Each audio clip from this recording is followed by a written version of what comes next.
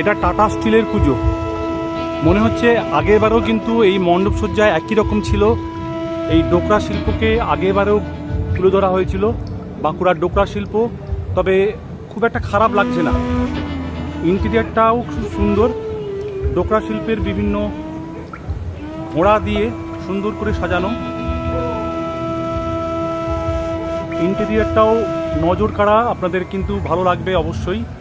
তার সঙ্গে পুরো মণ্ডপ সজ্জাটা, এই শিল্পকে যেভাবে যতবারই ফুটিয়ে তোলা হোক না কেন খুব একটা খারাপ লাগে না কিন্তু। আর এটাই সেই হিন্দুস্তান ফার্টিলাইজার কর্পোরেশন লিমিটেড হলদিয়া মূল গেট দেখতে পাচ্ছেন এখন, যেটা পুরোপুরি একদম ভগ্নপ্রায় এই গেটটা। তার পাশেই হয়েছে এই টাটা স্টিল।